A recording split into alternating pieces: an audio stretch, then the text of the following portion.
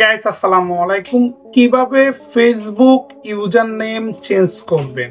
ফেসবুকের মধ্যে একটি হচ্ছে ফেসবুক আইডির নাম আর একটা হচ্ছে ইউজার নেম। এই যে দেখতে পাচ্ছেন এখানে ইউজার নেম, এটা আপনি যে কোনো নাম দিয়ে আপনি কিন্তু এটা সেট আপ করতে পারবেন। মানে হচ্ছে যে আপনার এখানে যে দেখতে পাচ্ছেন লিঙ্কটা, এখানে লিঙ্কটার মধ্যে শুধু আপনি যে ইউজার নামটা সেট করবেন সেটাই দেখা যাবে এবং কি অন্য কেউ আপনার আইডি লিঙ্ক চাইলে কিন্তু আপনার এই নামটা শো করবে। তো এটা আপনারা কিভাবে করবেন খুব সহজে 2025 সালের নতুন আপডেটে আমি আপনাদেরকে দেখিয়ে দিচ্ছি, আপনারা সম্পূর্ণ দেখতে থাকুন। বন্ধুরা, এটা হচ্ছে ফেসবুক পেজ। আমরা এটার মধ্যে আমাদের ইউজার নেম সেট করব। এই যে দেখতে পাচ্ছেন লিঙ্কটা, এখানে আমরা এটা সেট করব। এটা কিন্তু ছিল না, আমরা এটা কিভাবে সেট করি দেখ। এভাবে আইডিতে আমরা ইউজার নেমটা বসিয়ে দিব। তো আমরা কিভাবে বসিয়ে দিচ্ছি, আমরা প্রথম থেকে আবার নতুন করে আপনাদেরকে দেখানোর জন্য চলে যাচ্ছি।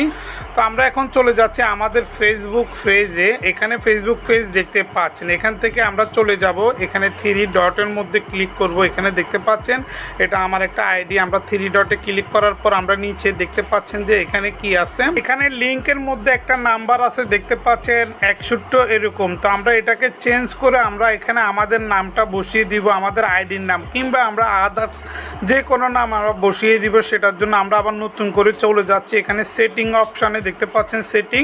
তো সেটিংয়ে ক্লিক করার পর একটি অপশান আসবে, আমরা নিচে একটু স্ক্রল করে নিচে যাব। এখানে দেখতে পাচ্ছেন যে ফেস সেট আপ।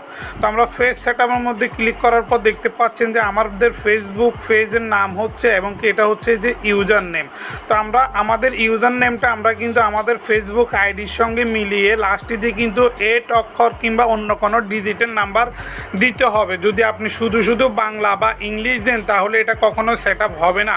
তো এটা সেট আপ করার পর কিন্তু আপনাদের যে ফেসবুক আইডিতে যে ইমেল দিয়ে করা হয়েছে কিংবা নাম্বার দিয়ে, আমি যেহেতু ইমেল দিয়ে করছি সেজন্য আমাকে ইমেল দিচ্ছে, আর আপনারা নাম্বার দিলে নাম্বার আসবে। তো নাম্বারের মধ্যে কিংবা ইমেলের মধ্যে একটা কোড যাবে, সেই কোডটা আপনারা এখানে বসিয়ে দিবেন। বসিয়ে দেওয়ার পর আপনারা এখানে কন্টিনিউর মধ্যে ক্লিক করবেন। তো আমি বসিয়ে দিলাম এবং কন্টিনিউর মধ্যে ক্লিক করলাম।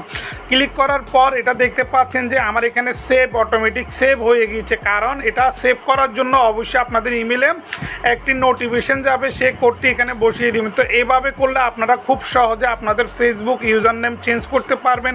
তো guys, thank you for watching this video. দেখতে পাচ্ছেন এখানে কিন্তু নামটা চেঞ্জ হয়ে গেছে। ভালো থাকবেন, সুস্থ থাকবেন, আবারও দেখা হবে নতুন একটি ভিডিও নিয়ে।